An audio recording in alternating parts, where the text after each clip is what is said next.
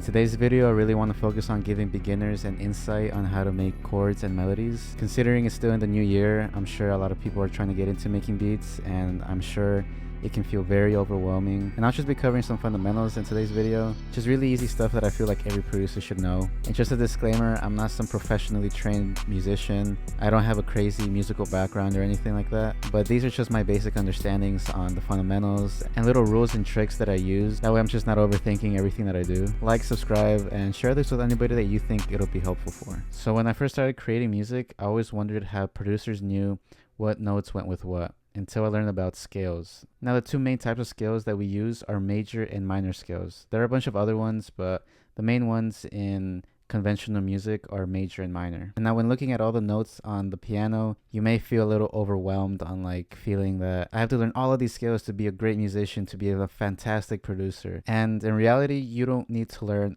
all of them. It's great to learn a few of them or a good amount. That way you just always have them in the back of your head. But the main thing that you should really know at heart are the formulas on how to create each of the major and minor scales. And the formula never changes. It will always be the same on whatever note you choose. If it's a C or if it's an A or a B flat, whatever it is, the formula will always be consistent. Now, in order to help us visually, I'm going to turn on the scale highlights, and Ableton and FL Studio have this for anybody starting, and it's a great beginner tool.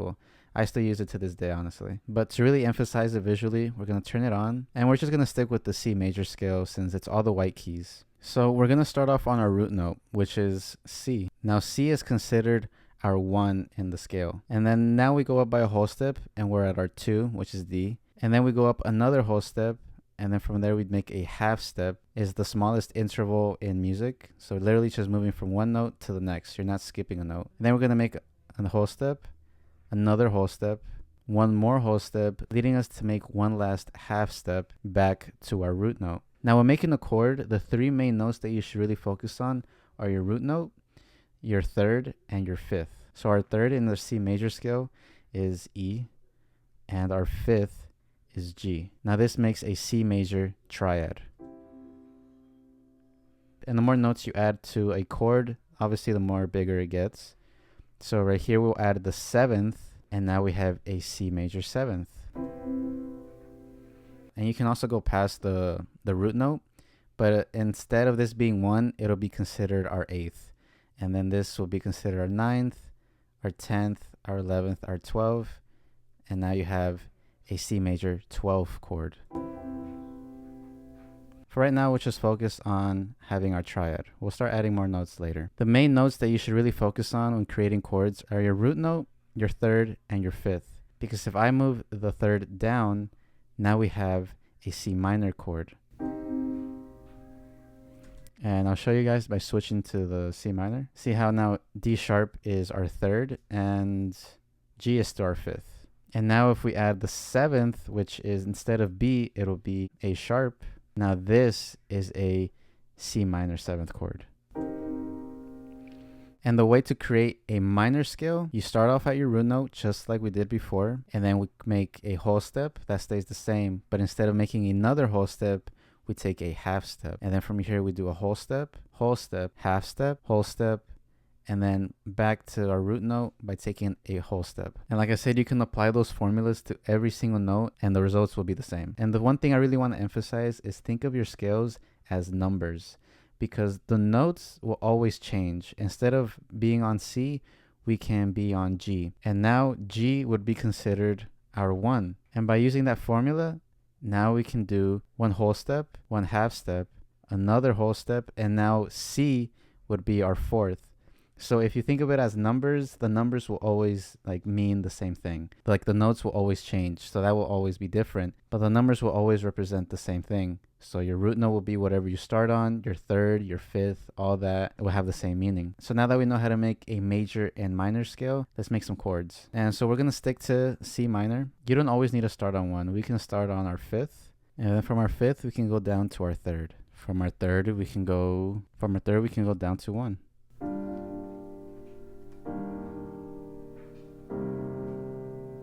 And you can just end the progression there at 1, and you can just let it play out. You don't always need to like have a new chord for every single bar. Whatever really makes sense to what you're trying to make. Something you can also play around with is inversions. Now, inversions are very easy. Instead of the F being the highest note, we can drop it down to the lowest. And this is still a G minor chord. As long as the notes that you choose to play are the same, but in like a different range, it's still considered like the same chord. So now that we have our chords and we know how to create major and minor scales, we're gonna work on our melody. Now, a melody is very easy to make. It's still using the same number formula. Because all that a melody is your chords being arpeggiated, or just at least playing one at a time. Have your root note play second. And just mess around with like a lot of these, honestly. And you don't need to use all the notes. Just pick whatever you like.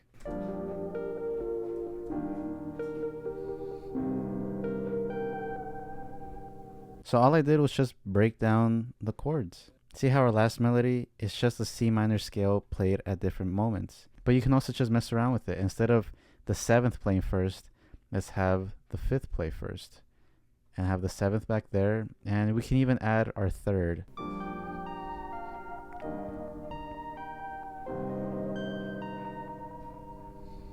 That's pretty much what a melody is. You're just breaking down your chords. Just mess around with the inversions. Have your 5th come in first.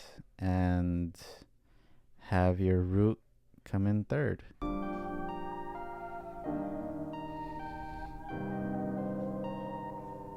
So now that we know how to make our chords and now that we know how to make our melodies, we can just start adding stuff, whatever it is, but using that same numbers-based system.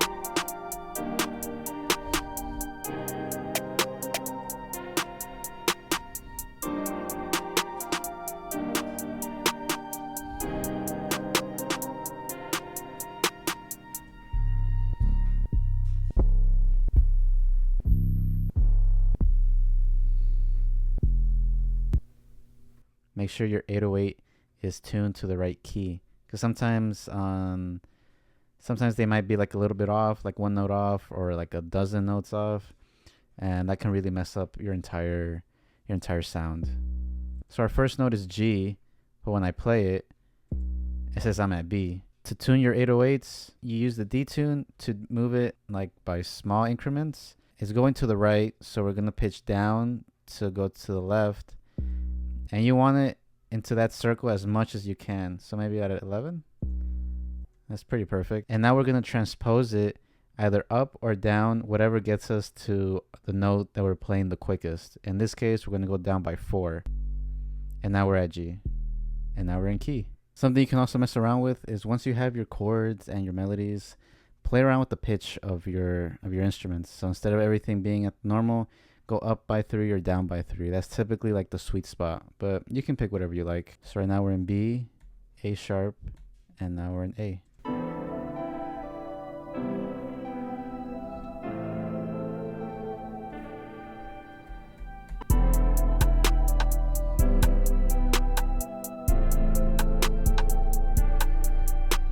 So now instead of being in C minor, we're now in A minor, which is the same as C major, which is all the white notes. It's just the relative minor to that scale. And also a way to like identify the difference is that instead of C being our root note, which is our 1, now A is our root note, which is our 1. And so now everything just changed like that.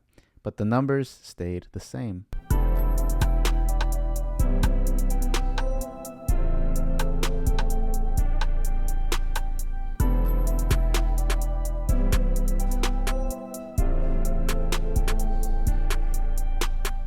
That's going to be it for this video. Hopefully this tutorial was helpful in any way. If you have any feedback, let me know in the comments, please. I love reading through them. I try to fit in as much as I can in a short moment and as quickly as I can. Hopefully it gives you guys a good foundation to start making your own melodies and your own chords. Apply these rules and tricks to your music creations and see what comes out of it. But I hope you enjoyed. Subscribe, like, comment, share with a friend. I hope you're taking care of yourselves and be good people.